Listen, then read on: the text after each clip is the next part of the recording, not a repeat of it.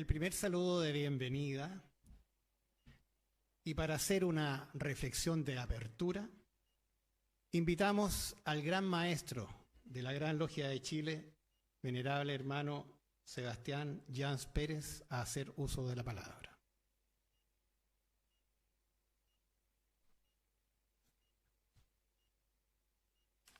Señor Hernán Larraín Fernández, ministro de Justicia y Derechos Humanos, señor general de Brigada Aérea, don Roberto Saavedra Aliaga, inspector general de la Fuerza Aérea, señor contraalmirante Fernando Cabrera Salazar, secretario general de la Armada, señor general de Brigada Aérea, don José Nogueira León, de la División de Educación de la Fuerza Aérea, señor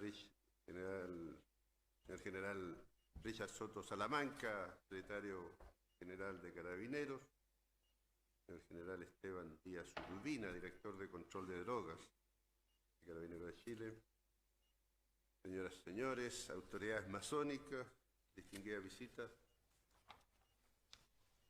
Damos inicio a este seminario organizado por el Centro de Estudios Estratégicos, recientemente creado para canalizar por su intermedio las motivaciones de los miembros de la masonería que desean contribuir a la proyección de los más altos principios y doctrinas de la masonería en la construcción de la armonía y el diálogo fructífero por el bien de nuestra República.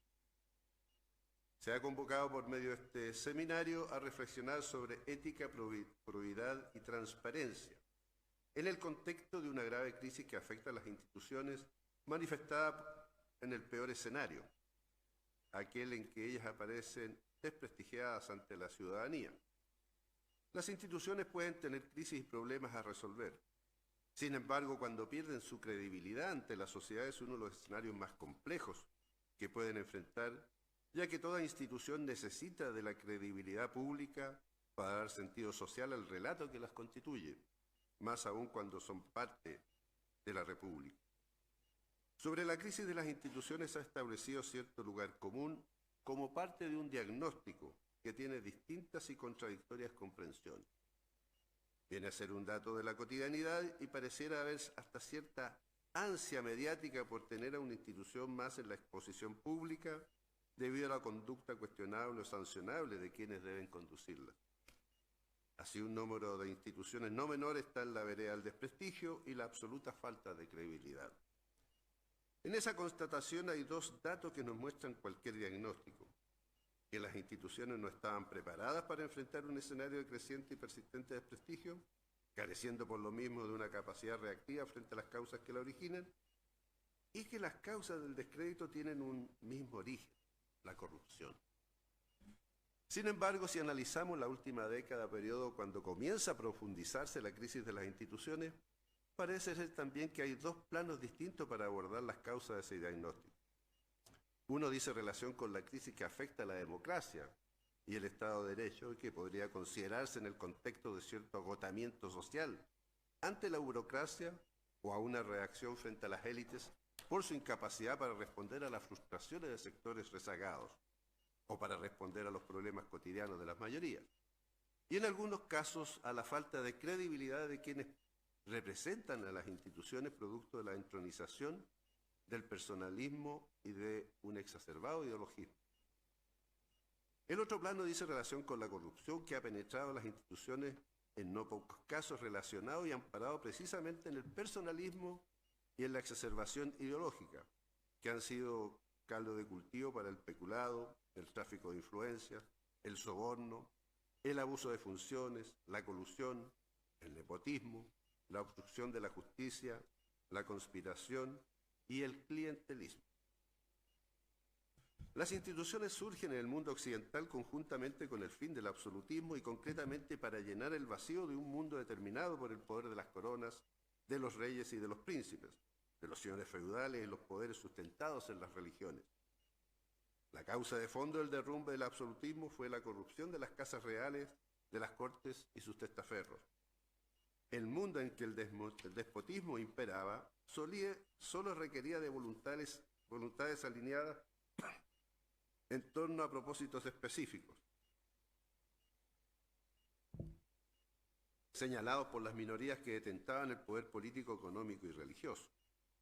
Había una figura ordenadora generalmente de carácter nobiliario y todos los sistemas de poder se ordenaban bajo su dirección y discrecionalidad. El primer atisbo de una reacción contra aquello fue la Carta Magna, y luego vendría todo el pensamiento filosófico, económico y político denominado modernista, que establecería las bases de un nuevo orden basado en derechos, los que solo podían ser garantizados por la ley, emanada de ella del pueblo a través de representantes electos para ese efecto. Así los encargados de gobernar, sujetos a esa ley, debían ser electos por el pueblo, instituyéndose estructuras organizacionales permanentes para cumplir con su objetivo. Así fue como las figuras despóticas del absolutismo paulatinamente fueron sustituidas por instituciones. Surgen de este modo estructuras sistémicas que se encargan de distintos requerimientos de la sociedad. Habrá una estructura de justicia, otro sistema será a cargo del gobierno, se conformará un sistema de legislación. Cada estructura debía ser independiente, o al menos así sería entendida en su rol, y con responsabilidades específicas dentro de un sistema integrado que se llamó Estado. Como esa estructura ejercía en cada una un poder determinante, se les llamó poderes del Estado. De modo eminente, quienes fueron dando contenido teórico y doctrinario a aquel nuevo orden, consideraron que el modo de conversar o de interrelacionarse en estas instituciones debía ser determinado por el Estado de Derecho, es decir, a partir de marcos constituyentes, leyes y por consagración de derechos fundamentales. La forma de diálogo era, por sobre todas las cosas, la política y el ejercicio de las libertades individuales. Como consecuencia de lo anterior, se establecen aquellas instituciones que debían representar los derechos de las personas y los deberes del Estado. Las escuelas, las universidades, los hospitales, la policía, las Fuerzas Armadas, los servicios públicos. Paralelamente surgieron luego otras organizaciones o instituciones que también asumieron roles específicos, representando distintos tipos de intereses sociales. Las que asumieron la función de representar aquello que pasó a denominarse sociedad civil, gremios, iglesias, entidades de diverso tipo, culturales, filosóficas, reivindicativas, morales, etc. La modernidad de esta manera trajo un mundo ordenado por derechos, y para garantizarlo se establecieron las instituciones que debían canalizar el logro más importante que estableció el siglo de las luces, la libertad de conciencia, la luz de las luces. Después de las tinieblas, la luz. Post tenebras lux, decía el primer escudo de la República de Chile. Por 3 siglos esa determinación social y moral de construir un mundo ordenado por derechos ha estado en constantes avances y retrocesos. Contra su concepción moral y filosófica, política y social han actuado distintos procesos retardatarios. Muchos de ellos imperaron en la pasada centuria. Aún así, luego de las concepciones autoritarias y de reminiscencias del despotismo preiluminista, los derechos se han consolidado y hoy son parte vital de esta parte del mundo. Y si hoy tenemos más derechos y un mundo con más garantías y convenciones que respetan de mejor manera la condición humana que hace un siglo, y mucho más que hace 2 siglos, y lejos de la realidad de hace 3 siglos, ¿cómo es posible que las instituciones que han garantizado precisamente que ello ocurra estén sometidas a tan dura y demoledora evaluación o censura? Sin lugar a dudas, los problemas de las instituciones hoy día no tienen que ver con su naturaleza y con su finalidad, salvo algunas que puedan estar en la obsolescencia, sino con la naturaleza y el desempeño de las élites. Creo que el lugar común de la crisis de las instituciones como una crisis de la modernidad es una falacia, que incluso sirve de acomodo a muchos que se ven favorecidos con tal pretendido diagnóstico. Los graves problemas que presenta la sociedad actual provienen de causas comunes que tienen una misma raíz, provocando que las clases dirigentes sean miradas con escepticismo y desconfianza. La corrupción. El problema central que afecta a las instituciones está en la corrupción que ha socavado el prestigio de las élites. En nuestro país, la caída de la imagen del empresariado ocurre ante la presencia de prácticas claramente corruptas, expresadas en colusión, nepotismo y tráfico de influencia. La caída del prestigio y la imagen de la actividad política proviene del tráfico de influencias, del abuso de funciones, del clientelismo y del soborno. La caída del prestigio del Poder Judicial tiene que ver con tráfico de influencia y con el abuso de funciones. Los problemas que caracterizan la crisis de instituciones armadas provienen del peculado. Así podemos seguir identificando claramente conductas corruptas en distintas crisis de instituciones. Por cierto, tales fenómenos no tienen la envergadura que se manifiesta en otros países, pero ello no exonera las responsabilidades éticas, sino legales, de quienes tienen la misión de liderar y conducir los procesos cotidianos de tales instituciones. Y allí viene algo que debe llamarnos a la preocupación. El cumplimiento de la ley no basta para que alguien se exonere del comportamiento debido. Sabemos que la ley no evoluciona ni se adapta con rapidez a las variables de los tiempos. Muchas veces adolece de falencias que son propias de la imprevisión y de la incapacidad legislativa atribuible a múltiples causales. Por ello es siempre necesario reflexionar sobre el valor de la moral, como un arreglo colectivo capaz de expresar consensos o convenciones racionales que se expresen en procesos formativos como única forma de canalizar adecuadamente el deber ser de las personas y los grupos. Pero también necesitamos de la reflexión ética para fortalecer las conductas humanas cuando ellas se encuentran en la soledad de sus actos, para responder a un arreglo colectivo basado en fortalezas conductuales que se basen en el respeto a la convivencia y al valor de lo que somos socialmente. Sin ética, probidad y transparencia, el desprestigio de las élites es una bomba de tiempo para cualquier racionalidad, para cualquier proceso de racionalización que avance hacia el mejor desempeño de las instituciones y para tener una direccionalidad conductual que asegure los derechos, los deberes y una necesaria convivencia basada en el orden, la tolerancia, la armonía, la justicia y la mancomunión de propósitos. Para ello es fundamental tal vez trabajar por establecer un acuerdo nacional por la probidad y las buenas prácticas, en el que se establezcan exigencias, procederes y procedimientos que luego se puedan canalizar a través de procesos formativos, no solo en la escuela, sino en todo espacio donde se establezca la posibilidad de educar sobre la moral pública y la ética privada en todas las formas de acción e interrelación. No es algo menor. Necesitamos educar de manera decidida en torno a lo que significa construir una sociedad basada en valores y en relatos comunes. Necesitamos un nuevo Estado docente, no en el sentido habitualmente invocado, sino en cuanto a que sus estructuras y personeros sean capaces de educar a la sociedad sobre lo que significa el actuar ético y el estándar de probidad que se requiere para tener un país mejor. Necesitamos de un empresariado docente que enseñe a sus empleados y relacionados lo que significan buenas prácticas y prácticas de negocios basadas en los estándares más avanzados de probidad. Una buena referencia para aquello en la acta antisoborno del Reino Unido, que debería ser parte de la esencia corporativa de toda empresa. También necesitamos instituciones de la sociedad civil que en sí mismas tengan una proyección docente.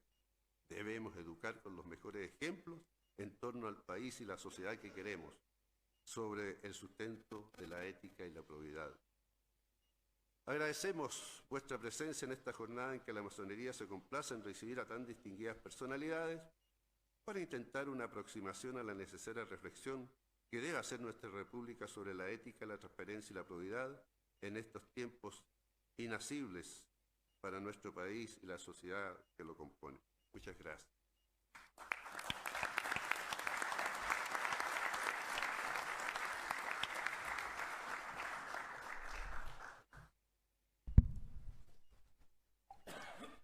Seguidamente nos entrega su saludo y reflexión sobre el tema que nos convoca el soberano gran comendador, venerable hermano Álvaro Pulgar Gallardo.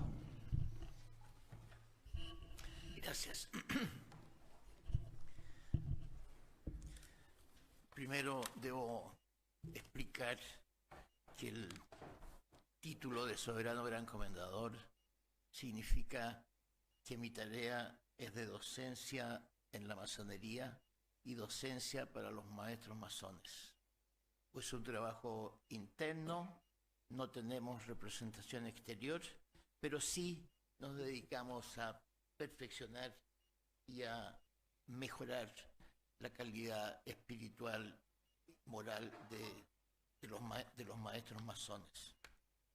Y sobre disciplina, sobre ética, probidad y transparencia, podría decir que ética es una disciplina cuyo campo de estudios es la moral.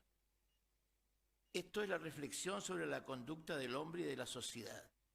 la ética ligada a la vida y se refiere a lo bueno, lo malo, la felicidad, la infelicidad. Por su subjetividad, muchos conceptos éticos tradicionales son de difícil interpretación. Muchas creencias éticas tradicionales resultan de difícil justificación si no se acepta un principio superior o un creador. Por otra parte, solo con consideraciones éticas puras, si no se conociera la historia del hombre y la humanidad, se puede pensar que el camino hacia la felicidad en este mundo podría ser fácil.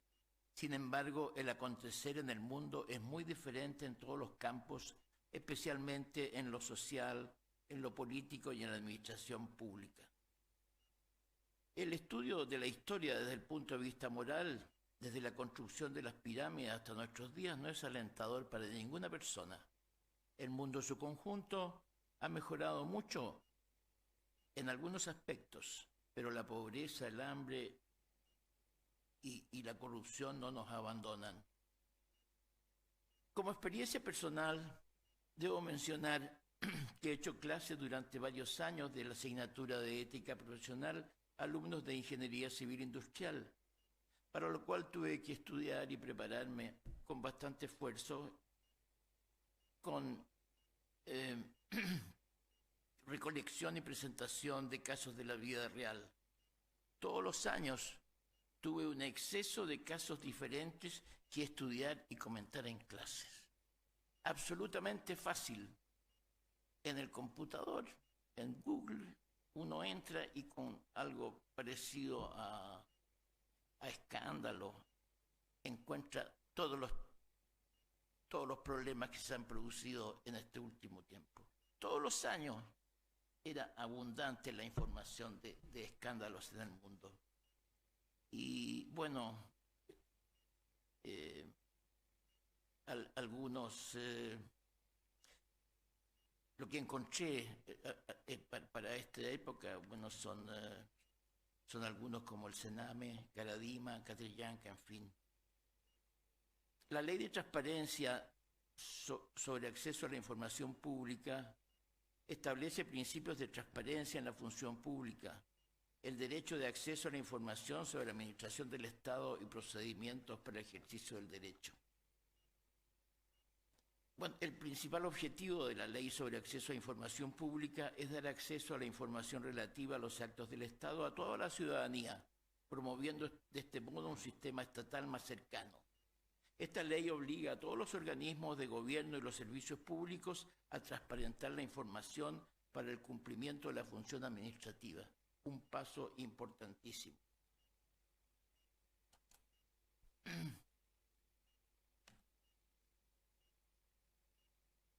Para una sana administración, a mi parecer, las políticas importantes en las cuales una institución requiere preocupación especial son la orientación ética, definiciones de principios y valores propios para conseguir una identidad que se distinga por su imagen e historia, un código de ética, una construcción de un clima ético que alcance todos los niveles de la institución con una visión sistémica, incorporando valores institucionales.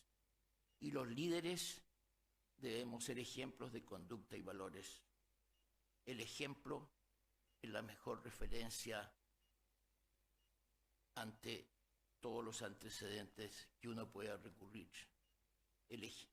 Una persona con valores y relevancia ética transmite esa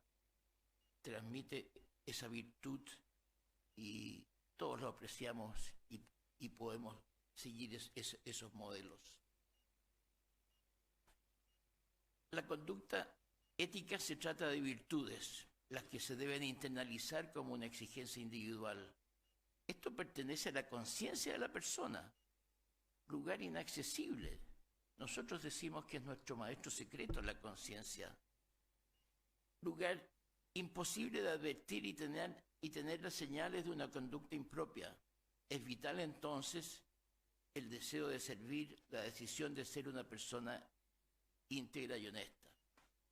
En la sociedad, en materias políticas y administrativas, debemos advertir la presencia de malos funcionarios y vivir la esperanza de un mundo mejor. La transparencia apoyada en su legalidad es una buena herramienta para un buen gobierno y combatir la corrupción. Todos los países del mundo están preocupados de la corrupción y su efecto en un buen gobierno. Todos están adoptando el camino de la transparencia para perfeccionar la administración de gobierno.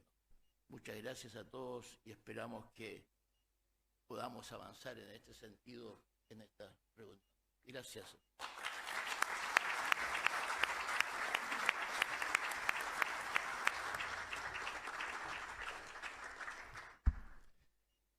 Como tercera y última reflexión introductoria, dejo con ustedes al ministro de Justicia y de Derechos Humanos del Gobierno de Chile, don Hernán Larraín Fernández. Muchas gracias. Muy buenas tardes. Estimado gran maestro de la Gran Logia de Chile, don Sebastián Hans Pérez, autoridades presentes, señoras y señores.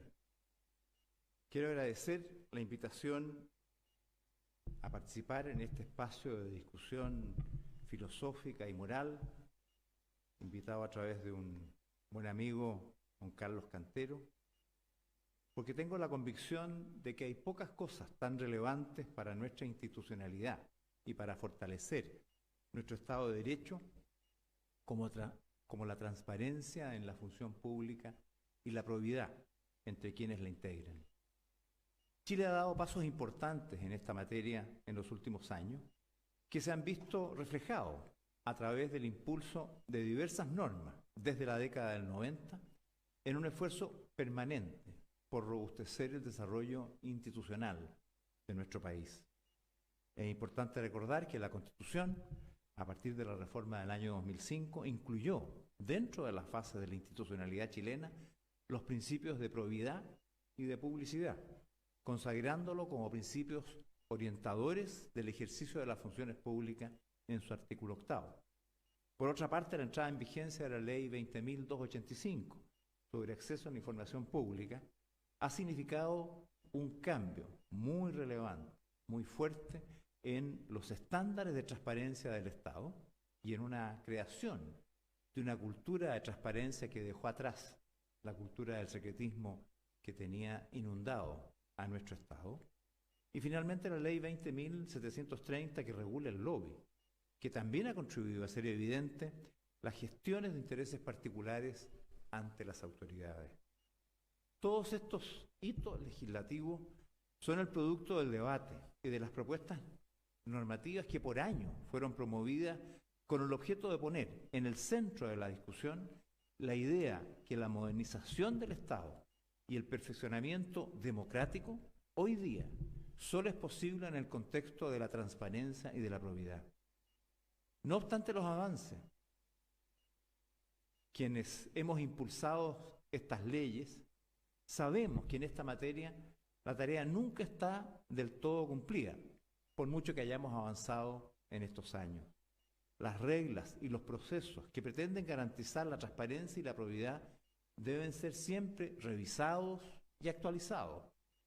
El mal uso, o el uso irregular o ilícito por las autoridades de sus atribuciones, los indicios de corrupción detectados en diversos ámbitos institucionales y que el gran maestro reseñaba recientemente, la creciente desconfianza de la gente en estas instituciones, en todas las instituciones, tanto de la esfera pública como incluso de la esfera privada, exigen impulsar con vigor estos cambios.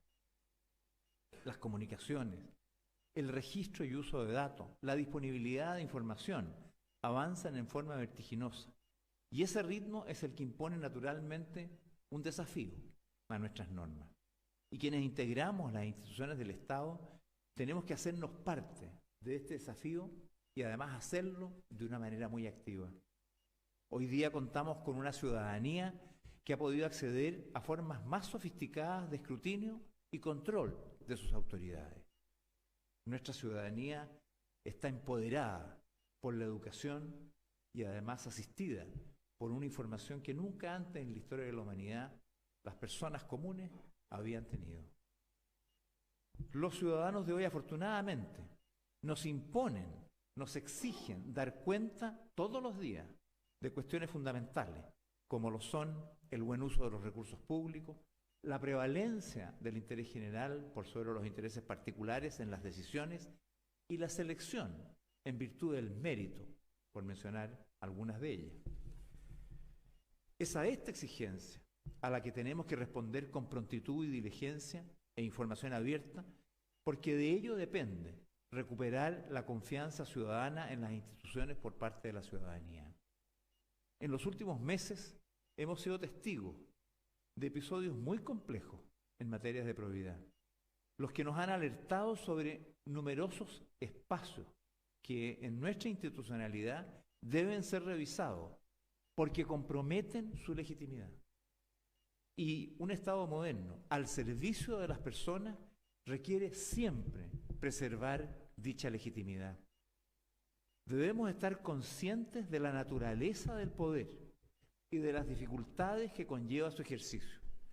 El poder ha sido, es y será siempre fuente de codicia y camino de corrupción. Por ello, debemos cuidar de depositarlo, de entregarlo a personas que tengan un compromiso ético irrenunciable. Pero incluso debemos ir más allá. Es necesario asegurar la existencia de un cuerpo normativo integral que consagre con claridad los límites del uso de las atribuciones de las autoridades, la existencia de mecanismos efectivos de control de ese ejercicio, la certeza de que dichas labores se desenvuelven en forma pública y abierta, de modo de permitir también su debido examen por parte de la gente, y la existencia de códigos de ética o de buenas prácticas institucionales que comprometan un comportamiento que sea compatible con la moral pública. Fortalecer estos aspectos resulta esencial para el buen funcionamiento de toda autoridad en nuestro tiempo y constituye la mejor salvaguarda de las instituciones. En el corazón del Estado de Derecho democrático nos encontramos con que la transparencia y la probidad ocupan un lugar central. Estos son los motores, pero al mismo tiempo sus objetivos, sus fines, sus propósitos, que deben ser desarrollados hasta las últimas consecuencias.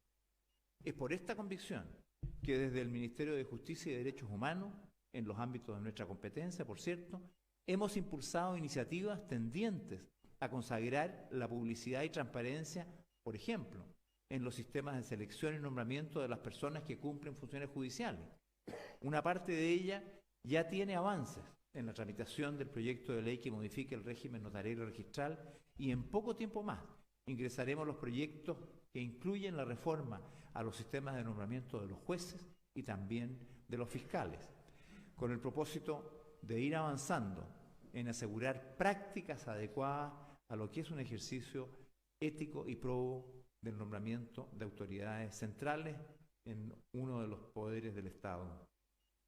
Estas iniciativas en desarrollo no han respondido a situaciones coyunturales, sino que han sido objeto de estudio y de propuestas que hemos venido impulsando desde el primer día, precisamente porque creemos que una parte sustantiva de nuestra gestión tiene que ver con sumar a la justicia en todas sus dimensiones y funciones al proceso de perfeccionamiento de la transparencia, que aunque no está exento de dificultades, ya ha recorrido un camino muy importante en la administración del Estado en el último tiempo.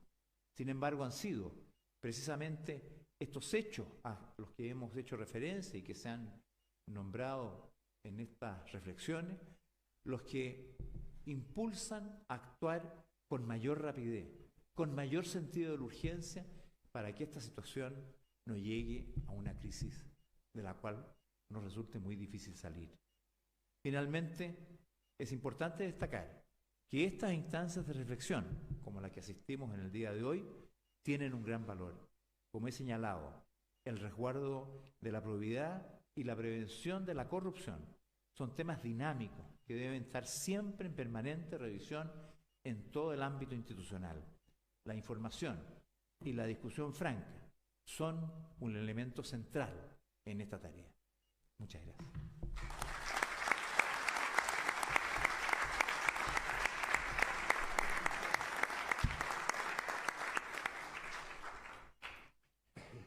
A continuación, cada relator va a disponer de 20 minutos para su exposición. En primer término, nos entrega sus planteamientos el señor Alberto Precht Rorris, representante de Chile Transparente. Muy buenas noches, muchísimas gracias por la invitación, muchísimas gracias a allá un buen amigo de muchos años y de varias batallas conjuntas, que es Carlos Cantero, y para mí es un honor estar acá, es un honor estar acá porque aquí se construye país, y se ha construido país durante mucho tiempo, y en un momento donde necesitamos tener este tipo de reflexiones, una institución como esta no puede estar ajeno, como lo hablábamos con el gran maestro anterior a este salón. Esto quizás está haciendo interferencia. No, pero otra cosa. Siempre hay un corrupto que quiere que mi charla no salga bien. Bueno, contarles primero de dónde vengo. Yo soy abogado de la Universidad de Chile, soy director ejecutivo de Chile Transparente, y Chile Transparente es el capítulo chileno de Transparencia Internacional.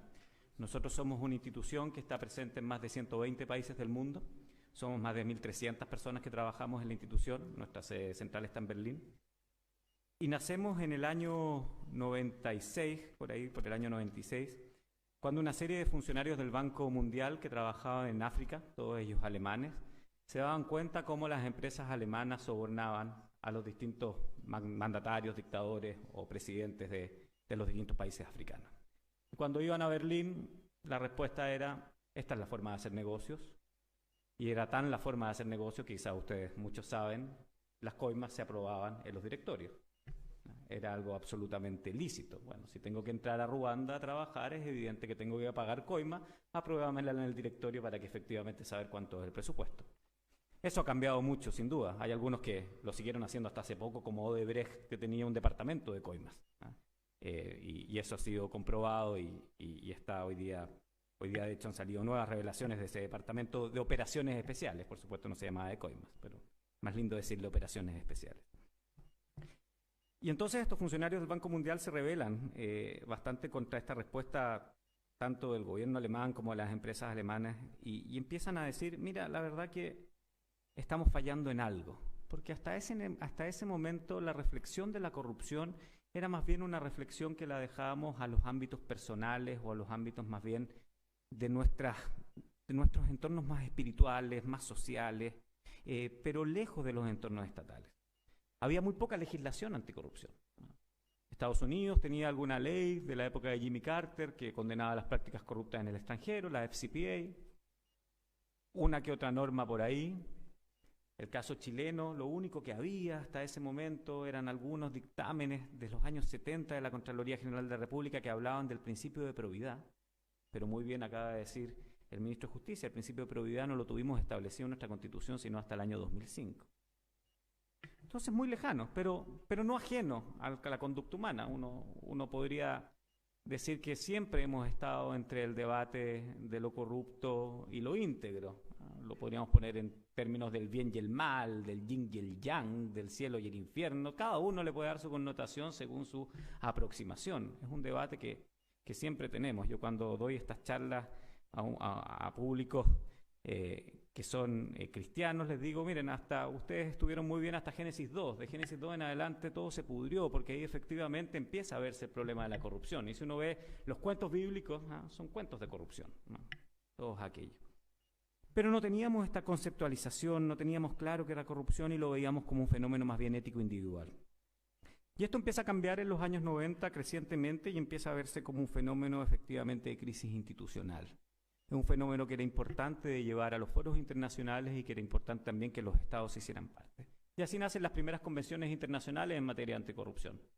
La Convención Interamericana contra la Corrupción, Señera, la Convención Africana contra la Corrupción, la Convención de Naciones Unidas contra la Corrupción, la Convención contra el Crimen Organizado, Convención de Palermo en el año 2000. Pero si ustedes se fijan, esto fue ayer, y el fenómeno es de siempre, pero recién desde ayer nos estamos dando cuenta. Y la primera aproximación que tuvimos al fenómeno de la corrupción, ya desde el punto de vista más legal, era asociar la corrupción al funcionario público. La corrupción requería dos, un privado y un público, y la corrupción siempre venía más bien de el público que recibía para poder generar algún beneficio o recibir alguna prebenda. Pero ese concepto nos quedaba muy corto. Y con ese concepto fue que la primera legislación anticorrupción en Chile, por ejemplo, empezó a crearse. Y es por eso que todos los delitos que uno podría llamar delitos de corrupción hasta hace muy poco, y gracias a las últimas reformas que ha hecho este gobierno, que venían algunas de antes, pero que fueron aprobadas el año pasado, dejan de ser solamente delitos funcionarios. Pero hasta el año pasado los delitos de corrupción en Chile eran solamente delitos funcionarios. Así que todos los que no eran funcionarios públicos podían ser cómplices, podían ser partícipes de los delitos, pero no habían tipos penales propios para la corrupción de otros ámbitos. Y ahí uno se podría hacer la reflexión, bueno, pero la corrupción si es un fenómeno humano y un fenómeno social tan vigente en cualquier ser humano, con este debate entre el bien y el mal, es ridículo que solamente sea penalizada en el ámbito de los funcionarios, ¿ah? Entonces, ¿qué pasa en el ámbito privado? ¿Qué pasa en el ámbito empresarial?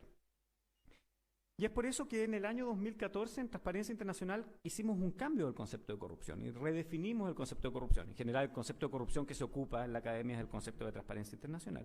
Y hicimos un concepto que es muy simple, pero que a mí en lo personal me hace mucho sentido. Nos define la corrupción como el abuso del poder delegado para beneficio particular. Abuso del poder delegado para beneficio particular. Evidentemente un funcionario público tiene un poder delegado, pero el gerente de una empresa tiene un poder delegado también. Y el presidente de una junta de vecinos también lo tiene, y el capitán de un equipo de fútbol también lo tiene. Hay un poder delegado. Y esa responsabilidad de ese poder delegado lleva a que debiese actuarse en el pos del interés general de esa corporación, o del Estado, o de la junta de vecinos, o del equipo de fútbol, da lo mismo de lo que sea. Y es por eso que el concepto de corrupción no se puede asociar solamente a lo público y debemos hablar del concepto de corrupción en un entorno mucho más global. Afortunadamente, como decía, desde noviembre del año pasado y en Chile se crea un primer tipo penal que habla del soborno entre particulares. Es decir, si dos personas quieren quedarse con el contrato de una empresa y una paga un soborno al gerente de proveedores o de adquisiciones para quedarse con ese contrato en desmedro del otro competidor, eso hoy día en Chile es delito. En otras legislaciones era hace mucho tiempo delito. Bueno, por algo Sergio Jadue, el expresidente que nos llevó a ser campeón de la Copa América, está preso, o bueno, beneficiado en Miami, medio preso, vamos a ver qué pasa con él, pero está en Miami, no acá, porque ese delito no hubiera podido ser perseguido en Chile y sería perseguible por la jurisdicción norteamericana. Junto con este avance del concepto de corrupción, también la corrupción empieza a verse como, y lamentablemente primero lo vieron los corruptos y después lo vimos los que combatían con los que combatíamos la corrupción, como un fenómeno que no podía ser atacado localmente. Recién hablábamos también aquí del fenómeno del narcotráfico, y el fenómeno del narcotráfico es evidentemente que no es un fenómeno que puede ser solamente local, menos cuando tenemos un país que no es productor de drogas, quien más bien es consumidor o tránsito de drogas. Y así con todos los delitos. Uno de los grandes esquemas de corrupción, ninguno es hecho solamente en un determinado país. Normalmente los corruptos roban en un país con un Estado de Derecho débil, pero lavan en países con Estado de Derecho sólido, porque habría que ser muy estúpido, perdón la palabra, para invertir los dineros robados en un país que tenga una economía poco sólida. Y es por eso que aquí, cuando se habla muchas veces que el primer mundo está más avanzado, sí, está más avanzado en algunos aspectos, pero sigue siendo hoy día el gran causante del delito de lavado de dinero. Es evidente que si yo fuera un cleptócrata nigeriano, me gustaría comprar real estate, propiedad en Londres y no en Nigeria, porque en Nigeria la fluctuación de la moneda local no me permitiría que esa inversión fuera rentable. Y eso ocurre hasta el día de hoy, y es por eso también que puede explicar varios fenómenos históricos, porque siguen habiendo países que nunca fueron invadidos. Bueno, porque ahí estaba la riqueza de todos. Entonces, ¿por qué mejor pasar por Bélgica que pasar por Suiza? Bueno, porque si pasamos por Suiza, quizás nos puede ir mal si cae una bomba en un banco, en cambio en Bélgica no había ese problema. O también con los paraísos fiscales hasta el día de hoy. Channel Island, una isla, queda ubicada en el Canal de la Mancha y sigue siendo paraíso fiscal. Lo están cambiando los británicos desde el año 2016 en una política bastante ofensiva. Y ni hablar de islas caribeñas, acá en la región hasta hace poco Uruguay tenía algunas de estas prácticas, Panamá, etc. Entonces, segunda consideración, la primera que este no es un fenómeno propio de lo público, la segunda consideración que no puede ser visto como un fenómeno netamente territorial. Y eso nos tiene un gran desafío, sobre todo en nuestro continente, donde muchas veces la colaboración como lo veíamos, es muy difícil entre países por distintas razones. La tercera consideración, uno de los grandes problemas que tenemos es cómo medimos la corrupción. Medir pobreza es muy difícil, sabemos que la CACEN es un gran trabajo para los gobiernos, pero uno puede llegar a una medición de corrupción, bueno, medición de pobreza, medición de pobreza por ingresos, medición de pobreza por niveles educativos, pero ¿cómo medimos corrupción? Porque cuantitativamente es imposible, o habría que ser suicida para medirla. Yo no le pediría a nadie de Transparencia Internacional que fuera a entrevistar al Mayo Zambada, que es el líder del cartel de Sinaloa, en medio de Sinaloa, y preguntarle, don Mayo Zambada, ¿cuánto cocaína usted este año mandó a Estados Unidos y cuántos impuestos dejó de pagar? Habría que ser loco, ¿no? Por lo cual, lo único que tenemos son índices más bien perceptivos, ¿no? De percepción de corrupción, y que evidentemente se pueden equivocar, pero que establecen ciertas correlaciones que son interesantes. Y el índice de percepción de corrupción más destacado es el que viene desarrollando Transparencia Internacional desde el año 96, y que tiene correlaciones bien interesantes. Nos dice que mientras más democrático y más sólido sea el Estado de Derecho en un país, menores van a ser los niveles de corrupción. Mientras mayor sea el desarrollo humano de un país, menores van a ser los niveles de corrupción. Mientras mayores niveles educativos van a ser, menores van a ser los niveles de corrupción. Y en ese índice de percepción de corrupción, que mide 180 países a través de 13 fuentes distintas, por supuesto que está Chile en esa medición. Bueno, ¿y cómo está Chile? Y acá tenemos dos formas de verlo. Y a mí me gusta mucho el fútbol, espero que a muchos de ustedes también, y que pasado mañana tengamos una gran jornada. Mañana, ya está, día jueves, ya a mí se me pierde la semana. Mira, mañana, está jugando Brasil ahora entonces, en un ratito más. Bueno, mañana. Chile podríamos decir que es el mejor de la segunda división del mundo. Y ser de la segunda división, sí, es ser parte de los equipos profesionales del mundo, pero está lejos de ganar una Libertadores, está lejos de acercarse a clasificar a un torneo internacional, está lejos de tener una reputación en ese mundo. ¿Y por qué lo digo? Porque Chile siempre ha fluctuado en el índice de percepción de corrupción entre el lugar 20, en nuestras mejores posiciones, y hoy día en nuestra peor posición en el lugar 27. ¿Qué significa estar en el lugar 27? Que estamos mucho mejor que muchos de los países de la región. Pero bueno, ¿con qué nos queremos comparar? Con estados de derecho absolutamente destruidos, de distintos colores políticos, el caso hondureño, que está teniendo una crisis gigante, ¿no? El caso venezolano, el caso nicaragüense, o nos queremos comparar con aquellos que tienen un Estado de Derecho más sólido. Chile, 27, podríamos decir el mejor de la segunda división del mundo. ¿Nos podemos poner contentos? Sí, pero la línea de comparación es muy baja. Este es un índice que mide los países según sus percepciones de corrupción de 0 a 100, 100 siendo el que tiene menos niveles de corrupción. Y el promedio de Latinoamérica es 43, es decir, muy, muy bajo. El país que tiene más puntaje es Dinamarca con 81. Entre 81 y 100 hay bastante, es decir, si hubiera sacado un 5,8 en la prueba, tampoco un 7. Y de hecho el mayor escándalo de corrupción conocido hasta el día de hoy es el del Banco Danés, revelado el año pasado. Es decir, hasta los países que están en un desarrollo mayor tienen grandes casos de corrupción. Con esto, ¿qué quiero decir? Que no tenemos que hacerle quite al tema.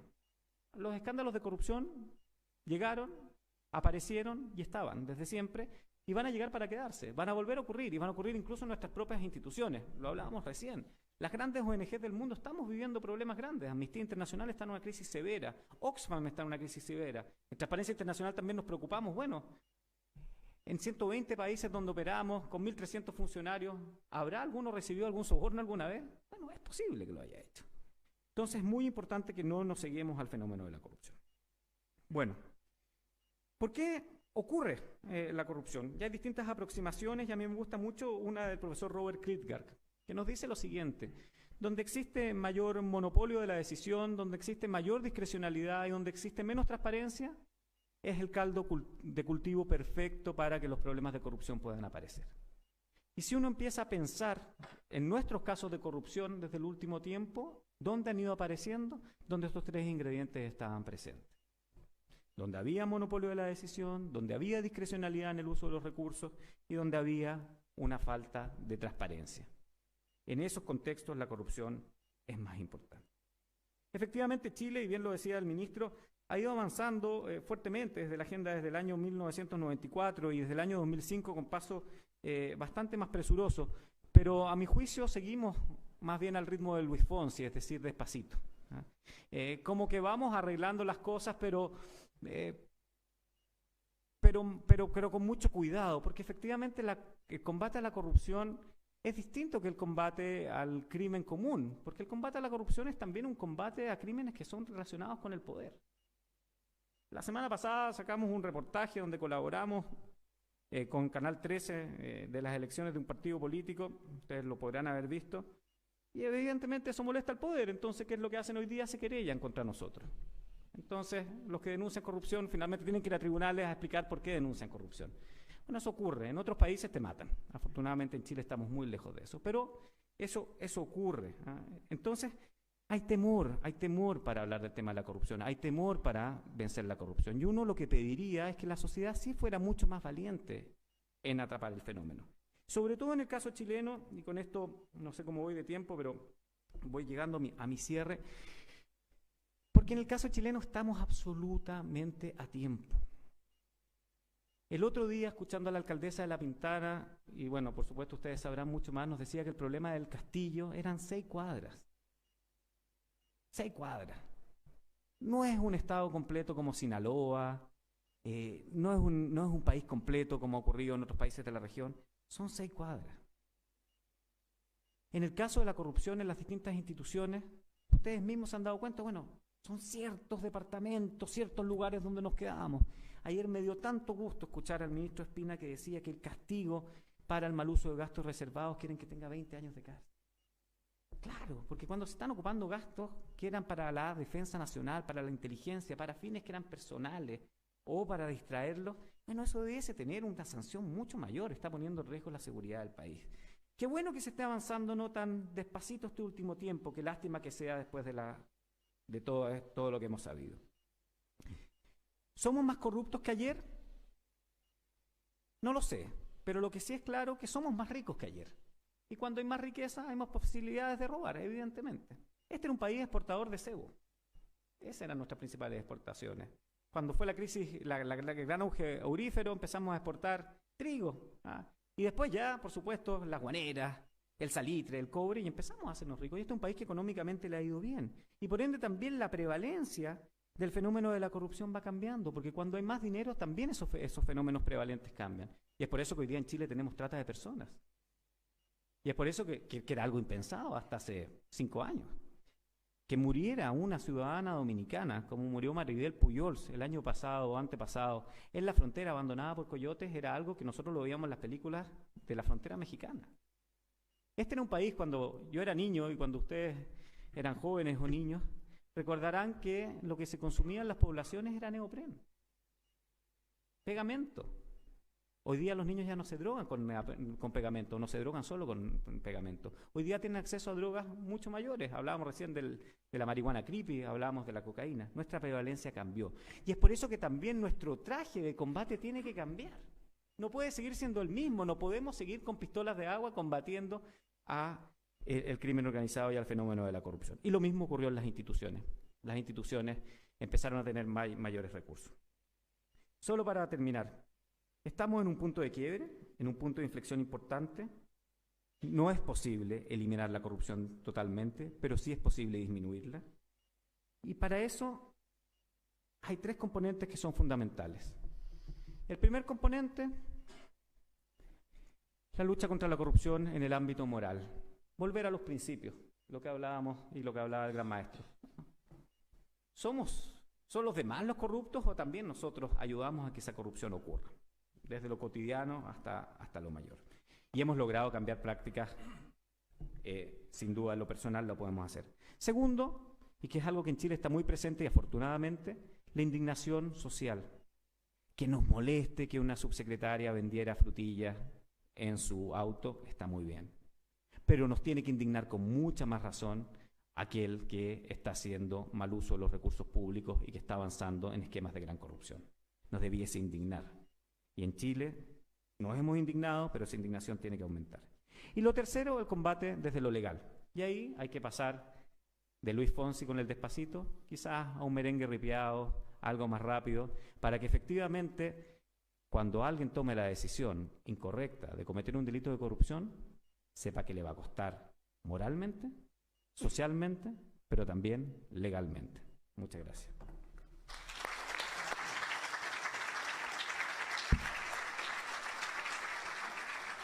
Expone sus ideas la señorita Alejandra Nasser Soto, representante de CEPAL.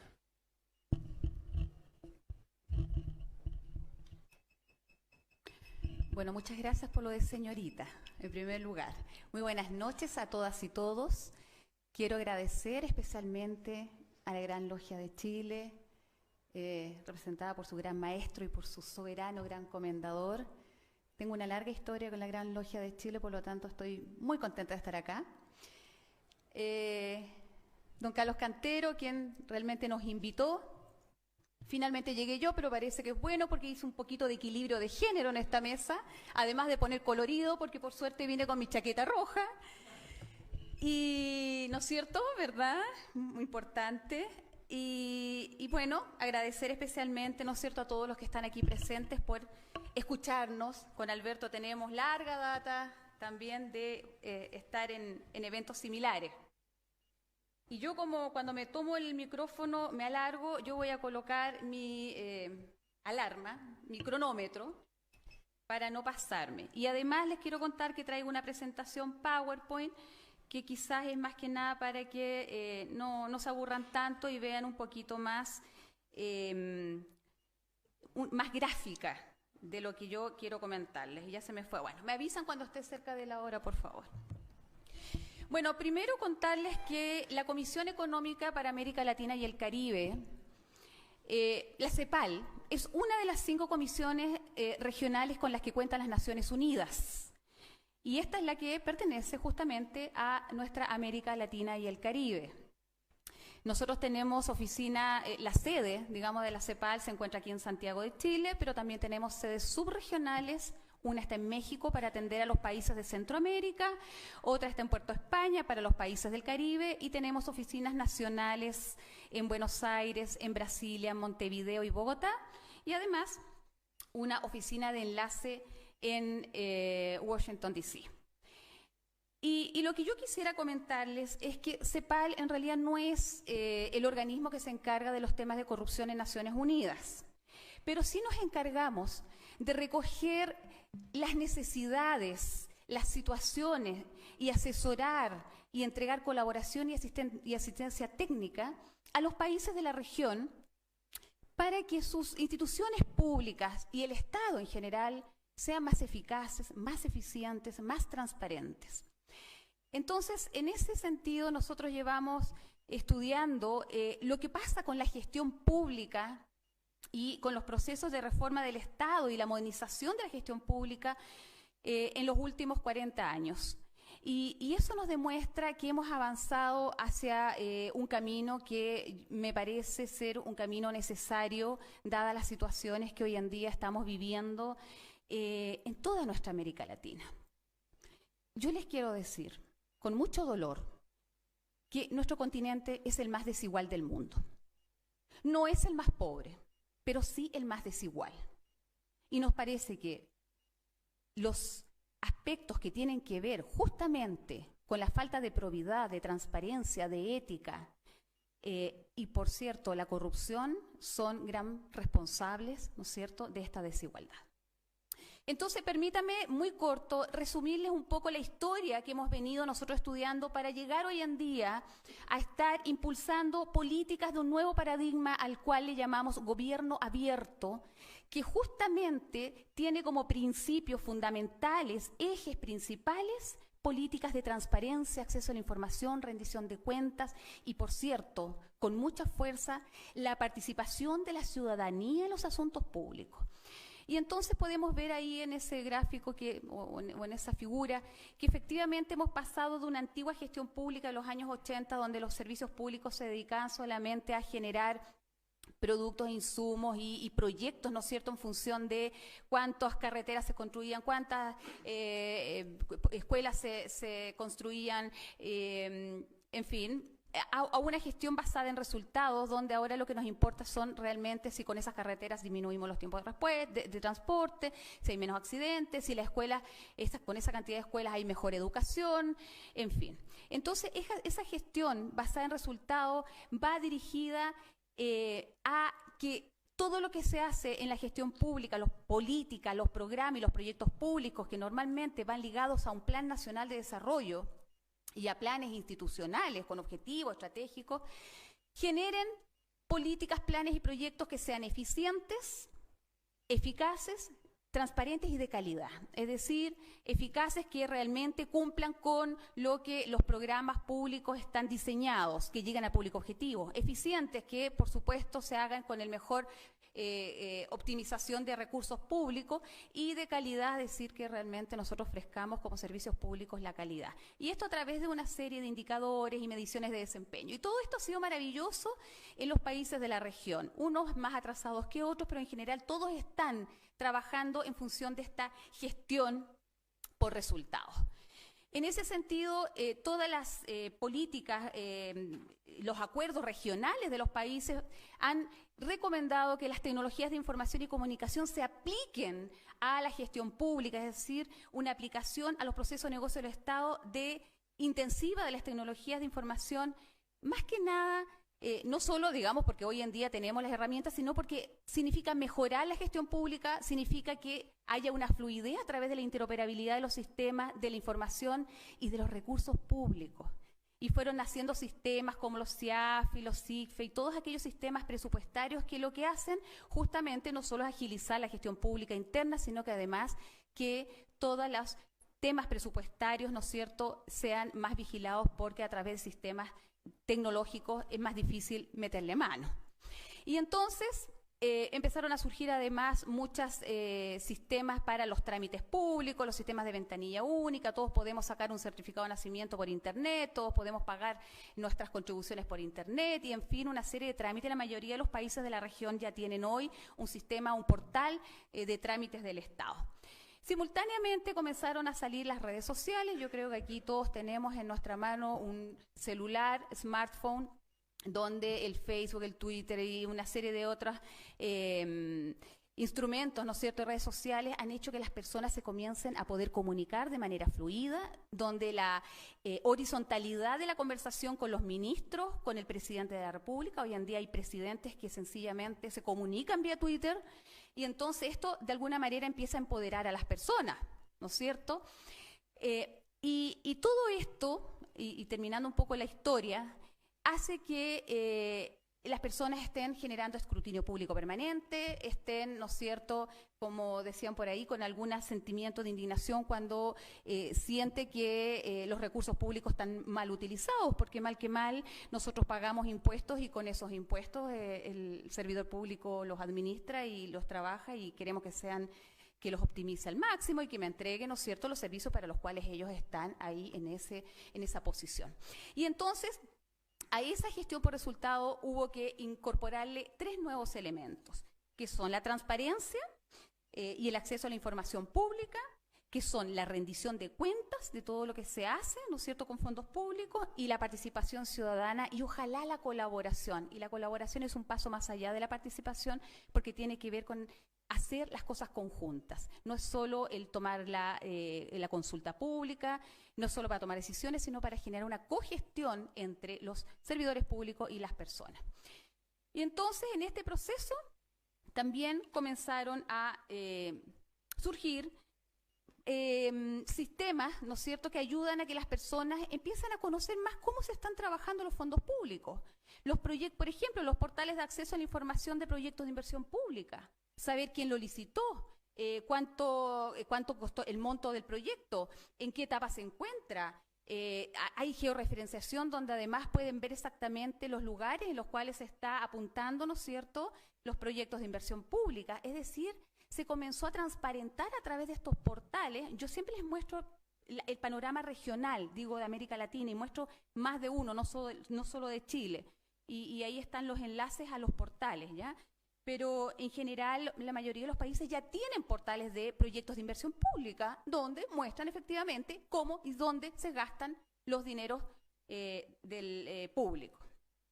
Comenzaron a salir los portales de acceso a la información de compras y contrataciones del Estado, y de ahí es donde salen estas informaciones, como el sillón que un ministro compró para su escritorio, para su despacho, y salen un montón de otras cosas, ¿no es cierto?, que las personas cuando se meten a estos sistemas empiezan a escarbar un poquito más y empiezan a sencillamente encontrar algunas acciones que pueden ser legales pero poco éticas. Entonces, todos estos sistemas han ayudado efectivamente a que se vaya transparentando el accionar público. Los portales de transparencia. Hoy en día tenemos, no sé si me puede corregir Alberto, pero creo que son 17 países de América Latina y el Caribe que tienen leyes de transparencia y acceso a la información y han generado sus portales propios de transparencia, donde publican los viáticos, los viajes, en fin. Y eso es muy bueno porque la ciudadanía entonces puede comenzar a enterarse, ¿no es cierto?, de los sueldos, de los viajes que realizan.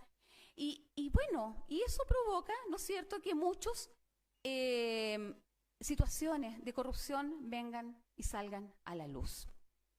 La verdad es que la indignación de la ciudadanía por estas situaciones, que no solo son en Chile, sino en todo el mundo, sencillamente está generando no solo una indignación, sino que un empoderamiento de las personas para protestar, para salir a la calle, para enojarse y para pedir que de una vez por todas, ¿no es cierto?, los organismos del Estado hagan su trabajo y que ojalá estos actos de corrupción, que no solo son en los gobiernos, son en el privado. Bueno, siempre para hacer corrupción en un gobierno se necesita un ente fuera de gobierno. Entonces, hay aquí una suerte de círculo vicioso que nos hace mucho daño.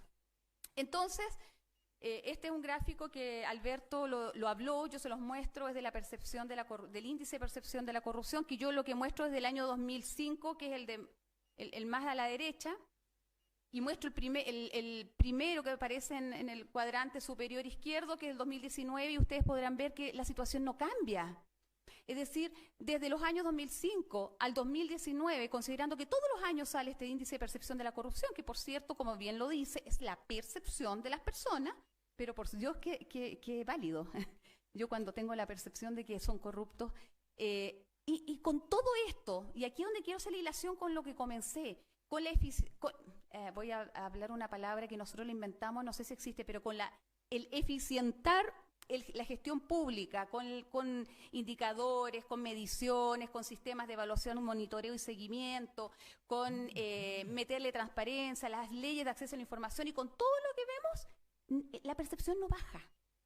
La percepción es la misma y los rankings, si bien es cierto, Uruguay y Chile siempre son los que están mejor dentro de nuestra región, Alberto ya lo dice, no somos dentro de los países del mundo de los mejores. Entonces, ¿qué está pasando? Fíjense en esta gráfica. Aquí las personas dicen que las instituciones están haciendo mal su trabajo. O sea, la percepción de las personas es que efectivamente hay mucha corrupción, que la corrupción está en aumento. Eso dice el número 1. El número 2 dice que se percibe a policías y políticos como los más corruptos, que los gobiernos tienen un mal desempeño. Entonces, ahí donde digo, ¿dónde estamos fracasando cuando además nosotros como CEPAL ayudamos a los gobiernos a mejorar el desempeño y cada vez las sensaciones que están haciéndolo mal? Y por cierto que estas cifras, que son cifras reales, de encuestas reales, hay que tomarlas en cuenta y hay que hacerse cargo. Y es aquí donde nosotros queremos hacernos cargo. Bueno, esto es la crisis de confianza. Son palabras de Rebeca Grinsman, de la Secretaría General de Iberoamericana, que dice que la crisis de confianza en las instituciones debilita la democracia, por supuesto. El señor Gurría, Ángel Gurría, el secretario general de la OCDE, dice que ya nadie cree en los presidentes, ni en los partidos, ni en los parlamentos, ni en la banca, ni en las multinacionales, ni en nada. Y todos los días damos material para confirmar sus peores temores, que con continuas portadas sobre corrupción. Tal cual. Eso todos sabemos que es así. Y lo que dice él, y a mí me duele mucho, que el peligro último es una pérdida de la fe en la democracia, por supuesto, y que se traduce en una despreocupación por la participación. Y lo podemos ver qué ha pasado con las votaciones en Chile, que desde que son voluntarias, la gente no va a votar. Hay una decepción, hay un desencanto, hay una sensación, como dice el presidente, de pesimismo, y yo creo que es verdad. ¿Por qué? Porque, bueno, hay elementos que justamente están, ¿no es cierto?, colaborando en que esto ocurra. Y entonces nos parece que el nuevo paradigma del gobierno abierto es una gran vía, no digo que sea la solución, no es el superhéroe, pero me parece que es una gran vía para lograr recuperar las confianzas de las personas. Y el gobierno abierto tiene 3 principios, que es la transparencia, que tiene que ver con el acceso de las personas a toda la información pública gubernamental, que le llamamos el saber. El fomentar la participación, que es abrir los canales, ¿no es cierto?, para que esta sociedad incida, no solo vote, incida en los procesos de toma de decisiones, desde el diseño de las políticas públicas hasta el monitoreo, la evaluación y el seguimiento de ellas, incluyendo la implementación. Y un tercer punto, que es el contribuir, que es incentivar a la colaboración.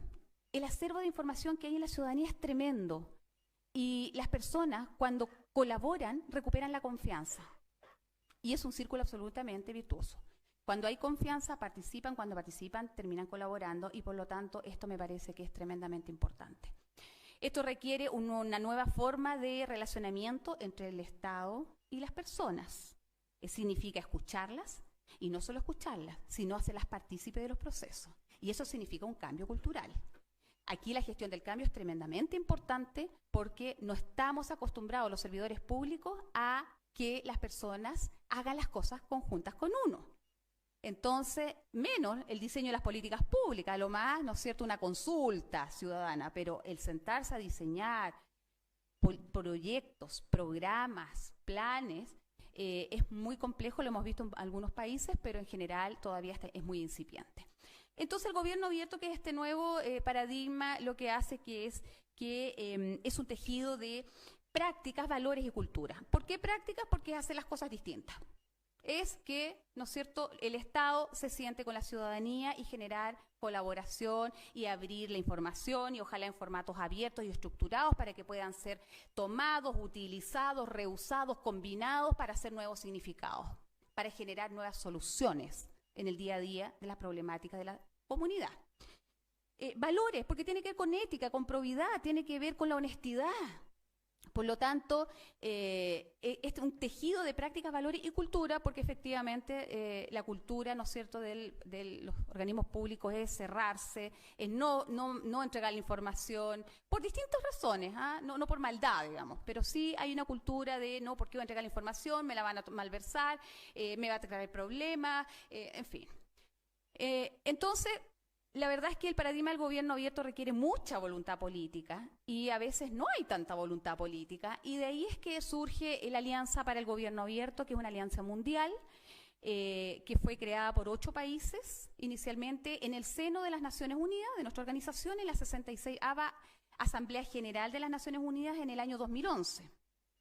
¿Y en qué consiste? Es una alianza que lo que hace es que invita a los gobiernos a hacerse parte y a generar planes de acción de nivel nacional, y ahora ya están en niveles locales, en función de esos principios que ustedes pueden ver allá en la parte baja, digamos, que tienen que ver con transparencia, acceso a la información, rendición de cuentas, participación ciudadana y colaboración, ¿no es cierto?, para generar innovación.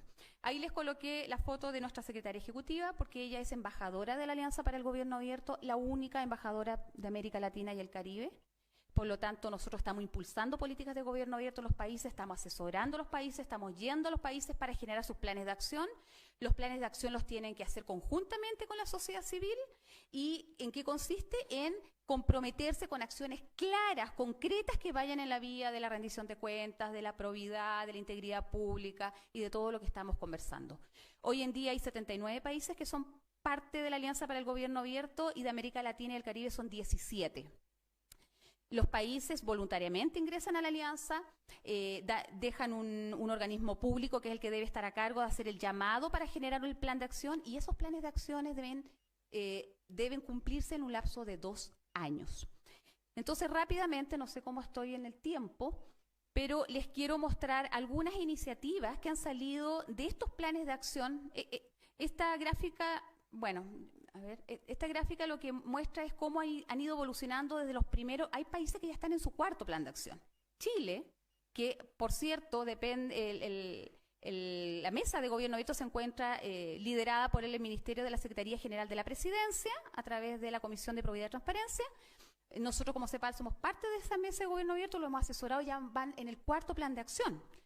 Y justamente dentro de los planes de acción se han creado, como por ejemplo la ley del lobby. La ley del lobby nace de un plan de gobierno abierto, del segundo y tercer plan.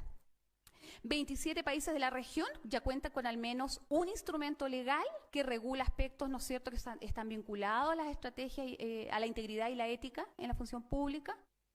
Tenemos que, en general, 15 países de la región ya han comprometido acciones reales dentro de sus planes de gobierno abierto en acciones, digamos, que van en la vía de la probidad y la ética. Por ejemplo, en Chile, en el tercer plan de acción, que fue el 2016-2018, se creó el compromiso que se llamaba Sistema de Integridad de las Instituciones Públicas, ya que creaba códigos de ética que elaboraban los propios servicios públicos. Estos son algunos ejemplos. El caso de Guatemala, por ejemplo, en su segundo plan de acción, que fue el 2014-2016, uno de sus compromisos era una escuela de transparencia. Entonces, ellos formaban a los funcionarios públicos en temas de transparencia, rendición de cuentas, etcétera. Honduras en su tercer plan de acción también, que fue el 2016-2018, uno de sus compromisos era una política integral de transparencia, probidad y ética. Y así los países han ido a través de los planes de gobierno abierto, de este compromiso global, mundial, generando compromisos que ayudan a eliminar los focos de corrupción. Ahí está, por ejemplo, en el primer y segundo plan de acción de Chile, la creación de la ley del lobby. Después se generó un sistema de información que se llama Infolobby, no sé si algunos lo conocen, donde ahí se va incorporando las reuniones que tienen muchas personas con personas de altos cargos públicos, ¿no es cierto?, y que muchas veces generan lobby interno. Entonces, con esto voy a terminar, voy a pasar más ejemplos, ustedes pueden acceder a la presentación, pero además quiero terminar con el rol de la sociedad civil. Si los organismos públicos no se ponen las pilas, como decimos en Chile, los lolos, lo van a hacer otros igual. Aquí o se suben o se suben. O sea, aquí no hay opción. La sociedad civil está empoderada, hay fundaciones que están tremendamente preparadas. Por ejemplo, el Observatorio del Gasto Fiscal en Chile, una institución con la que hemos nosotros trabajado, sacamos un documento CEPAL con el Observatorio Fiscal. Les cuento, tuvimos reuniones con la SECPRES, con la DIPRES, perdón, la Dirección de Presupuestos de Chile. No fue fácil, porque nosotros hicimos un estudio de por qué ellos no liberan la información en formatos abiertos, que por qué no generan visualizaciones más en lenguaje ciudadano, y lo hicimos, y la verdad es que finalmente en la Dirección de Presupuestos del Ministerio de Hacienda encontraron que había sido muy útil. Llamamos a la sociedad civil, hicimos todo un evento de este estudio, y la verdad es que el Observatorio de Gasto Fiscal en Chile es muy potente y ellos tienen tremendos estudios. Estoy terminando. Y hay otras fundaciones, la Fundación Ciudadanía Inteligente también. Ustedes saben que ellos son muy observadores de lo que pasa en los ámbitos legislativos, el del dicho al hecho y un montón de otras compromisos que a veces no se cumplen por parte de los parlamentarios, por ejemplo. Y esta es la última slide, que tiene que ver con los desafíos. A nosotros nos parece que hay muchos desafíos, entre otros el cambio cultural en los organismos públicos. Creemos que efectivamente aquí hay un tremendo trabajo que hacer con las instituciones públicas y con las instituciones del Estado para que se libere la información, para que se rinda cuenta, para colaborar con la ciudadanía y para entender que efectivamente el acceso a la información, el rendir cuentas y el generar instancias y canales de participación y colaboración van en la vía correcta para, ojalá, disminuir los focos de corrupción y generar probidad, transparencia en los países. Muchísimas gracias.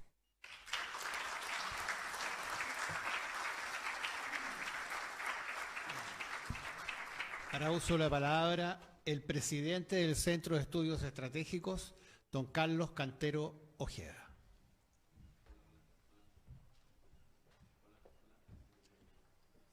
Hola, hola. Ahí sí.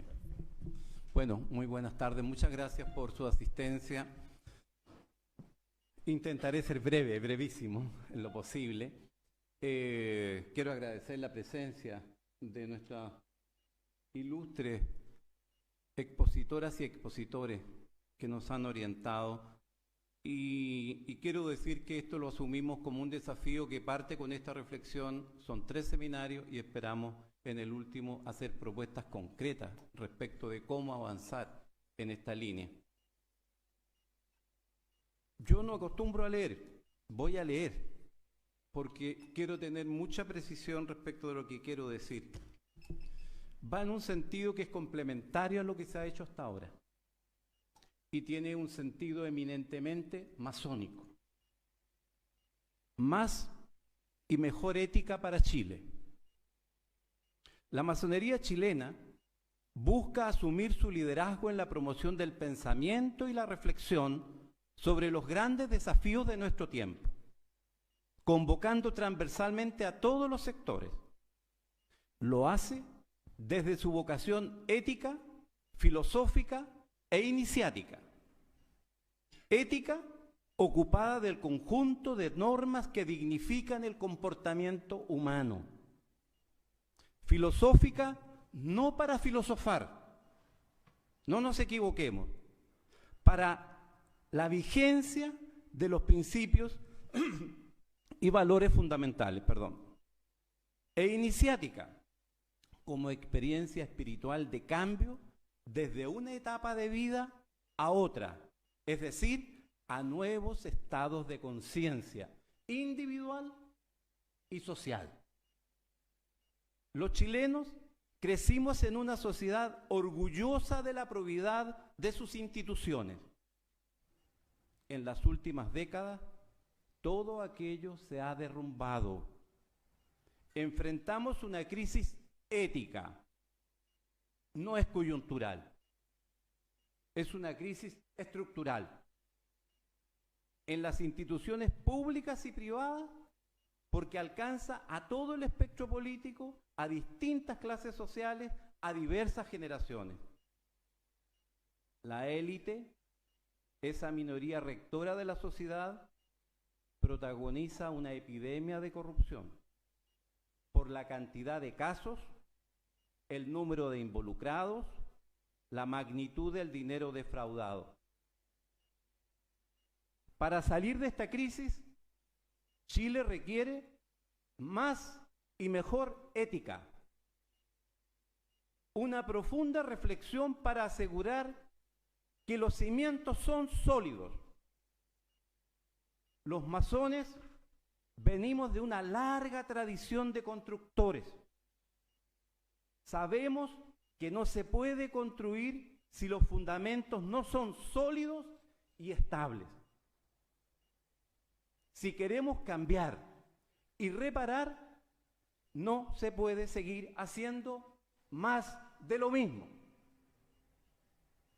Estos asuntos tienen particular relevancia en este espacio que es consagrado a la ética y a la filosofía.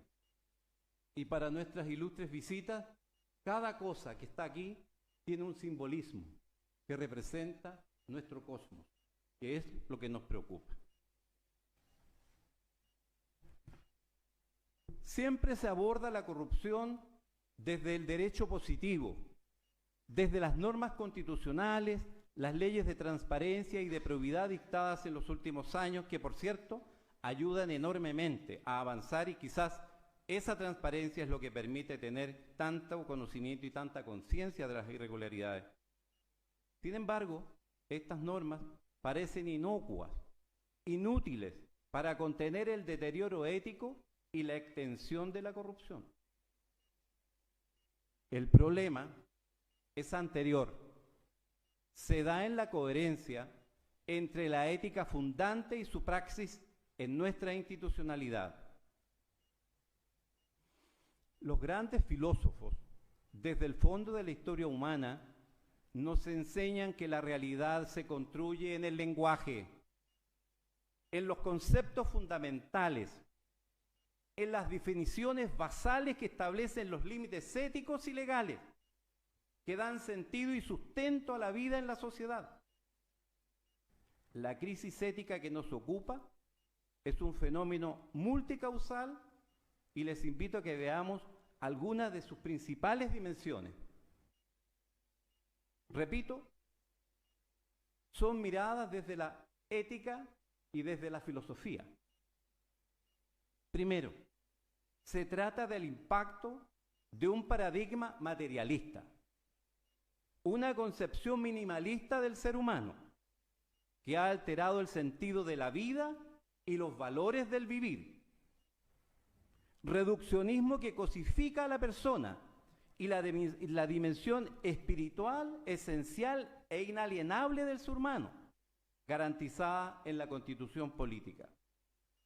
No siempre los órganos del Estado están cautelando adecuadamente esta libertad individual espiritual. La causa basal de la crisis ética es un relativismo que borra toda certeza. Los límites. Para los masones, los landmarks. Estos toman características de bordes amplios, indefinidos y plenos de opacidad. Incluso para nosotros los propios masones, nuestros claros y prístinos y centenarios landmarks aparecen con opacidad. Esto ocurre en el contexto del derrumbe de los megarrelatos basales de la cultura occidental, los megarrelatos en lo religioso, ideológico, tecnológico, social y comunicacional. Las tradiciones pierden vigencia, no hay referentes conceptuales, ni se reconoce autoridad, lo que ha debilitado el control y el autocontrol, lo que requiere reversión hacia esos límites y a esos landmarks que nos han orientado desde el fondo de la historia. La cuestión ontológica se da en la semántica del ser y el estar, que induce una concepción del ser humano como ente inmutable, absoluto, incorruptible, particularmente en el lenguaje español. Se dice de una persona que es inteligente, virtuosa o violenta, pero el ser humano no es, sino que está en proceso autoconstitutivo constante. Puede estar en uno de esos estados transitoriamente, pero no es condición inmutable. Para la masonería, este punto es de extrema relevancia. Estamos arrojados al proceso del ser en el vivir, es decir, en permanente autoconstrucción, perfeccionamiento y superación como cuestión esencial al ser humano. Otro elemento fundante de la crisis se encuentra en el antropocentrismo de la cosmovisión occidental, que induce a pensar que los seres humanos somos una especie superior, destinados a dominar el entorno y las demás especies. Importantes científicos, líderes del mundo y el propio Papa Francisco, en la carta encíclica Laudato Si', cuestionan enérgicamente esta interpretación del Génesis, señalándola como impropia. 2000 años de historia, y el Papa dice esto, que es impropia y causal del proceso que nos ha llevado al catastrófico calentamiento global, a un medio ambiente contaminado, especies exterminadas y un precario equilibrio que pone en riesgo a la especie humana. Propuesta. Esto nos exige promover cambios radicales. ¿Desde qué? Desde un enfoque cartesiano sectorial que nos acompaña por siglos, desde Descartes hasta ahora, hacia un enfoque sistémico, relacional. donde las cosas son lo que son las relaciones que generan. Las leyes sirven en la medida que combaten realmente la corrupción. Ese antropocentrismo impacta no solo en el etos, también en el patos o emocionalidad. El yo asume primacía en detrimento del nos, lo que se expresa en un individualismo y competencia exacerbada, minimalismo social que daña el sentido de comunidad y la colaboración, afectando el principio de solidaridad tan caro a la masonería chilena. Debemos promover el cambio desde este liderazgo egocéntrico, individualista, egoísta, hacia un liderazgo ecocéntrico, donde todos tienen la misma importancia, la misma relación. Este enfoque superlativo de materialidad debilita el humanismo, promoviendo una concepción en que las personas han terminado valiendo por lo que tienen, por su billetera, y no por lo que son, seres humanos. Lo hemos visto reiteradamente expresado en múltiples dimensiones, particularmente en salud, educación y justicia, icónicamente representada por la sentencia de los señores Lavín y Délano y el caso Cabal, lo que de paso puso en cuestión el principio de la igualdad de las personas ante la ley. En las últimas décadas se ha desplegado en nuestro país un modelo que promueve un mínimo de límites o regulaciones y un máximo de libertades individuales y económicas, que maximiza los bienes privados, y el problema es que en la práctica ha representado el reduccionismo de los bienes públicos.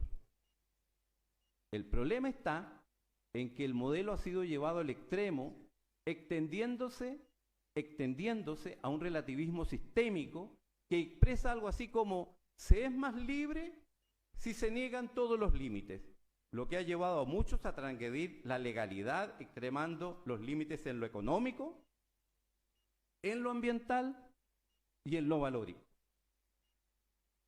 El señalado reduccionismo de los bienes públicos explica la deslegitimación de la política y de la crisis de representación, no solo en Chile, sino que a nivel global.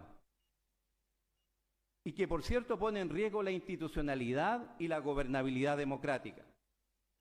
El modelo privatiza los bienes públicos en un permanente empobrecimiento de lo social. La política no ha cautelado el bien común. Cada vez son menores las obligaciones que tiene el Estado con la gente y la carga impositiva es mayor. Y en la práctica se privatiza la salud, se privatiza la educación, se privatiza la seguridad, etc. Se observa total abandono del valor del mérito. Con pena, profunda pena lo digo.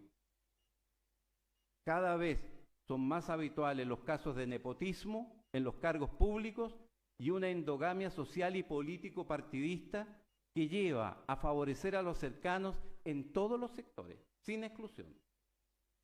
Se ha generado un precario equilibrio entre poder, abuso e impunidad. Observamos un proceso de autopoiesis cultural en el que amplios sectores ciudadanos son tratados como autómatas ideológicos o entes programables por la aplicación de las neurociencias de la dominación y el sometimiento. Los medios se constituyen en foco de viralización de valores y conductas, replicadores emocionales en procesos de contagio y estímulos bio, psico, neuro, sociales y ambientales, que explican los mecanismos cognitivos que hoy influyen en la sociedad. Un proceso de replicación programada y cíclica, loop se le llama en lo técnico, especialmente en la televisión, que consolida una cultura del consumismo y el materialismo que es minimalista de la dignidad humana. La crisis también se asocia con la normosis social. Concepto nuevo, pero muy, muy significativo. ¿Qué es la normosis social? Es ese proceso constante de normalización de aquello que es esencialmente anormal, hasta que es aceptado y legitimado contra toda lógica. Hay ejemplos icónicos en nuestra sociedad. Por ejemplo, el que observamos en relación al consumo del tabaco, que se llevó a tal extremo que terminamos dañando a los que no fumaban. Y se aceptó como normal.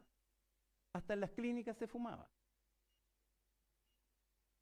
La proliferación de alimentos responsables de la pandemia de obesidad y diabetes, especialmente en la población infantil. Otro ejemplo de normosis, el permanente ocultamiento de los delitos sexuales en la iglesia, entre muchas otras situaciones que podríamos mencionar. Esta crisis está cruzada por la banalidad del mal, de la que nos habló Hannah Arendt en La condición humana. Me impresionó cuando leí aquello, porque ¿qué es lo que dice ella? Que el mal es ese proceso, o mejor dicho, la banalidad es ese proceso en el que el mal se extiende sutil, mimetizado, sin obstáculos, sea por omisión, ignorancia, desidia o propia voluntad. Lo decía a propósito de la situación del nazismo. Pero eso tiene plena aplicación. A modo de ejemplo, referimos un flagelo que se devela en Chile. Se instala el narcotráfico y sus perversas expresiones, que se extienden como un cáncer. Es evidente que esto conlleva complicidad o inepta permisividad de amplios sectores de la sociedad nacional, en particular los medios de comunicación que no llaman las cosas por su nombre. No hay, señores ni señoras, balas locas. No son balas locas. Son bandillas de narcotraficantes que se balean disputándose la droga o los espacios para comercializar la droga. No hay balas locas en la sociedad chilena ni en ninguna parte del mundo.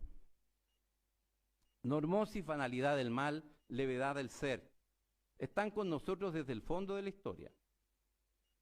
Los genocidios en el sector austral, en la Tierra del Fuego, la deuda histórica con los profesores, los funcionarios mantenidos ilegalmente honorarios por décadas, el atropello a la dignidad de los jubilados, el modelo altamente concentrador de riqueza, el endémico centralismo, la concentración de la riqueza, etc. Quizás lo más dramático en esta normosis o banalidad o levedad del ser, el desdén con que aceptamos la epidemia de enfermedades somáticas en Chile. Estrés, cáncer, depresión y el más dramático, líderes mundiales en suicidio juvenil. Chile tiene su inmunología deprimida. El comportamiento viral se da en la biología y la experiencia muestra que también se da en lo sociocultural. Los memes o unidades de información cultural se comportan como virus oportunistas. Cuando se deprime el sistema inmunológico, se multiplican las conductas disfuncionales. La sociedad plantea nuevos desafíos, algo que es esencial a la masonería. Observamos un proceso de deriva cultural en que el espacio de lo sagrado ha migrado desde lo religioso hacia lo económico. Repito, el espacio sagrado esencial al laicismo se desplaza desde la religión hacia la economía. Los dogmas que someten y afectan la calidad de vida de millones de seres humanos no son los dogmas religiosos que combatimos durante siglos, son dogmas económicos. La sociedad, vamos a ir acortando. Desde una perspectiva ideológica o política, es habitual escuchar críticas al neoliberalismo y responsabilizarlo del estado de las cosas. Particularmente, mis queridos hermanos, debemos asumir y reconocer responsabilidades compartidas. La denunciada primacía del neoliberalismo no sería tal si quienes proclaman la vigencia de los valores del humanismo laico ejercieran su influencia y su acción correctora en los espacios de poder, con compromiso y oportunidad. Debemos ocuparnos de nuestra influencia, pertinencia y credibilidad en la sociedad. No basta la acción en los templos masónicos, ni la crítica a lo obrado por otros. Si tenemos algo que aportar, debemos retomar la influencia en el ámbito público, insertarnos en las ágoras de las redes sociales, reponiendo los bienes públicos, el desarrollo social y la vigencia de nuestros principios y valores fundamentales: libertad, igualdad y solidaridad. Nuestra tradición desde el fondo de la historia está vinculada a la construcción de templos para la virtud y puentes para la fraternidad humana. En el complejo equilibrio dinámico entre cambio y conservación, debemos construir planos para los consensos, un nuevo pacto social que marque el trazado de lo que debemos conservar y lo que podemos cambiar. En este esfuerzo debemos atender al diálogo intergeneracional. Nunca antes en la historia de la humanidad, la creación del conocimiento y el diseño de la sociedad, de las formas en que nos relacionamos, estuvo tan vinculado a los jóvenes. Abrimos nuestras puertas para convocar a todos los actores de la sociedad, activando esa cadena que ustedes ven arriba, que para nosotros representa los eslabones que enlazan toda la sociedad, con firmeza, con solidez. Y la debilidad de esa cadena corresponde a la debilidad del más débil de la cadena. Es decir, todos nosotros. Si debilitamos, se debilita la cadena completa. Activando esta cadena para que con sabiduría y virtud asumamos todos nuestro rol en la construcción de acuerdos para plantear un nuevo pacto social a nuestro país. Eso es lo que esperamos obtener al final de estos seminarios, la propuesta de pactos. Invocación final. En la docencia masónica son importantes los fenómenos cósmicos y el simbolismo. Por eso hacemos propicio el eclipse solar, que en 2 días más conmoverá nuestro país, para pedir por Chile. Que nada eclipse la ética, que irradie su luz el humanismo, que brille la probidad, la transparencia y el mérito, que nuestras acciones reparen la vigencia de los principios fundamentales. Que así sea.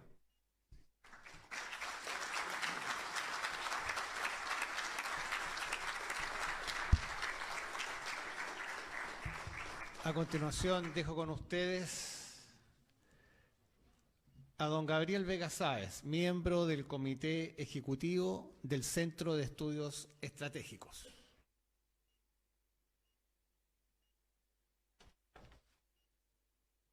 Señoras, señores, el Centro de Estudios Estratégicos Chile, como se señaló, posee autonomía y objetivos específicos. Pero nunca la orden actuó corporativamente o como organización. Y tampoco lo hará. Pues somos muy respetuosos del libre pensamiento de nuestros miembros. No somos un partido ni un centro religioso, pero es una obligación moral de sus miembros actuar en el mundo en el que vive y convive. Nuestra principal misión será construir puentes con la sociedad civil, actuar en los espacios de reflexión y pensamiento como contraparte en todas las instancias públicas y privadas para promover y rescatar la vigencia de los principales fundamentos que inspiran nuestra orden. Nuestro objeto es investigar, difundir, fomentar la cultura, los avances científico-tecnológicos, los derechos cívicos, sociales, morales, políticos y, por cierto, las obligaciones.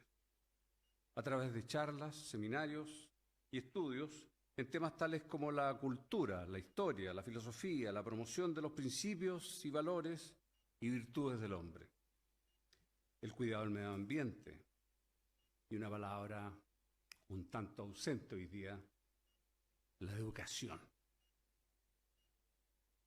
en una mirada estratégica. Queremos relacionarnos en forma permanente con otras instituciones que persigan fines análogos, pudiendo asociarnos al efecto con instituciones nacionales o extranjeras para investigar, promover y desarrollar la cultura y la formación de manera integrada con la ciudadanía, organizando redes de trabajo voluntario, colaborativo y asociativo.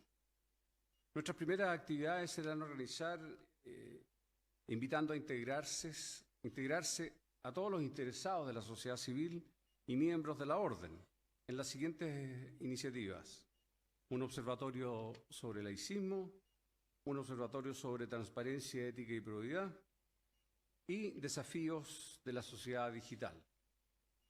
Desde el mismo lanzamiento del Centro de Estudios, queremos integrar a profesionales distinguidos de la sociedad civil con vocación de servicio, así como a miembros de la Orden, donde caben la diversidad, la tolerancia y el libre pensamiento. Y para ello hemos dispuesto a la salida, aquí en estas dos canastas, una para aquellos profesionales que quieran colaborar en los estudios y actividades y otra para los que deseen ser parte de la correspondencia.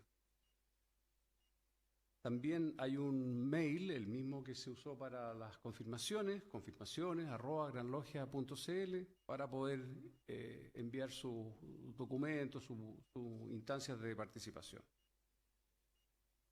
Una tarea inmediata será recopilar todos los antecedentes de estas series de actividades para confeccionar una memoria con los antecedentes, diagnósticos y propuestas de acuerdo en torno a estos desafíos, que sirva de hoja de ruta, de referencia, de un nuevo pacto social para fortalecer los pilares de la República. Este informe será entregado al Gran Maestro y al Soberano Gran Comendador con todos los antecedentes y las propuestas que surjan desde este esfuerzo de reflexión y convergencia, con el que aportaremos a la sociedad civil, organizaciones sociales, autoridades públicas, como al sector privado y a los masones del mundo. Esperamos vuestra participación y colaboración para que reine la sabiduría y la virtud. Muchas gracias.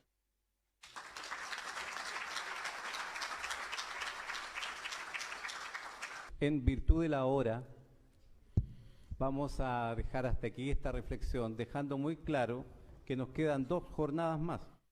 Una va a ser a fines de julio y la siguiente y final va a ser en agosto, de tal manera que tiempo para trabajar tenemos. Y Gabriel Vega, que les expuso la metodología, es el encargado de coordinar estos trabajos, de recoger las presentaciones y de armar la carpeta con la que vamos a ir avanzando, porque ya dije, vamos a terminar con propuestas concretas para que nuestro pensamiento de humanismo laico se exprese de manera efectiva. Agradecemos infinitamente el interés, su presencia, y ojalá que logremos, como ya decíamos, amarrar muy firme esa cadena y poder construir juntos un mejor futuro para Chile. Muchas gracias.